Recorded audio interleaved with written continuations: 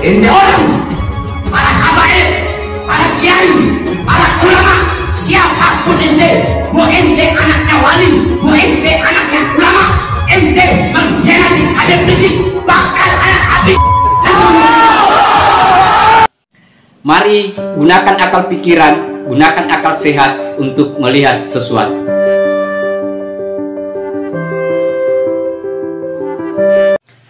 Assalamualaikum warahmatullahi wabarakatuh.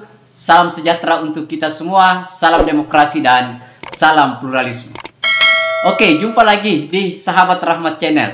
Nah, untuk kali ini sahabat-sahabat, itu ada respon yang begitu menohok dari Habib Jindan terhadap pernyataan-pernyataan yang dilakukan oleh si Bahar bin Smith. Yang kita tahu ya, kalau misalnya Bahar bin Smith itu kalau dia berceramah itu seperti emosi dan menyombongkan diri, sahabat-sahabat. Tetapi ini betul-betul dihajar habis oleh si Habib Jindan. Dan saya kira apa yang disampaikan oleh Habib Jindan adalah sebuah renungan bagi kita semua, bahwa tidak semua Habib yang yang melakukan hal-hal itu harus kita seperti kita menjadi budak, kita menjadi tidak memberikan contoh yang baik bagi pengikutnya atau jamaahnya, kan begitu sahabat-sahabat. Nah, seperti apa sahabat-sahabat si Habib bin Jindan ini melakukan kritikan keras, hajaran keras terhadap si Bahar bin Smith. Nah, saya akan putarkan videonya, sahabat-sahabat. Mari kita lihat. Ente orang, para habaib, para kiai, para ulama, siapapun ente, mau ente anaknya wali, mau ente anaknya ulama, ente mengkhianati Habib Rizik, bakal anak habis.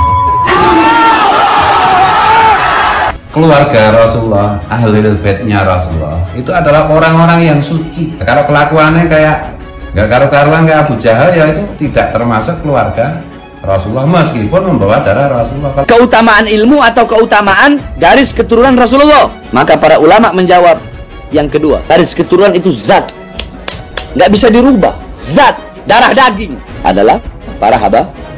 Kenapa zat?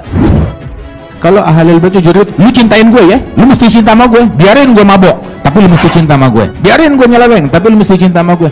Nah, yang kayak begini, ente bukan bikin orang cinta sama ahlul bait, ente bikin orang Islam bisa jadi murtad gara-gara ente. Yang Islam jadi murtad gara-gara orang kayak begini.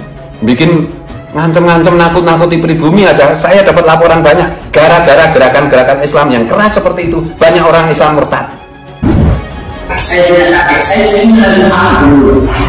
Saya jadi Muhammad yang 29. Saya jadi Muhammad yang 29. Wah, yang sekarang cucunya menyimpang, nyeleweng, amalannya ngawur, nggak ngikutin amalan orang tuanya, udah gitu pengen dipuji kayak kakeknya, bersikap kayak kakeknya, cuma jerit-jerit nasab. Sayyidina Hasan nggak jerit-jerit nasab, Sayyidina Husain nggak jerit-jerit nasab, Sayyidina Ali Zainal Abidin nggak jerit-jerit nasab, anak cucu Nabi, enggak. Orang yang bilang dia cucu Nabi beda sama orang sekarang, anak cucu Nabi. Yang ngata-ngatain dia. Kalau kita kagak introspeksi diri, nganggap diri kita rendah, maka akhirnya orang yang bakal nganggap kita rendah. Yang saya bahas di sini adalah tentang dia membicarakan habaib tidak perlu berdakwah. Kalau nggak ada wali songo yang merupakan habaib, ente nggak bakal kenal Islam. Makanya saya bilang dia orang modern tersusun. Dulu muhibbin banyak. Kenapa? Habibnya Habib Ali Kutang, Habibnya Habib Ali bin Husain, Habibnya Habib Soleh Tanggul, Habibnya Habib Abu Bakar Gresik, Habibnya Habib Ahmad bin Abdullah bin Talib, Muhammad bin Tahir al-Haddad. Muhibbin banyak. Mana Habibnya? Habibnya ada.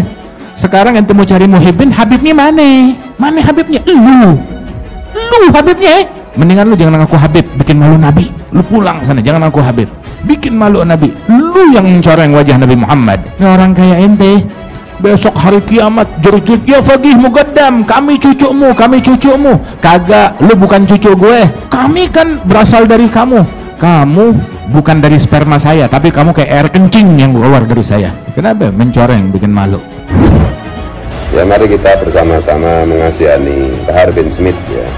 Kalau kita melihat video-videonya, tampilannya yang dimana-mana pakai lipstick, lipstick pemerah bibir, pakai bedak, gitu.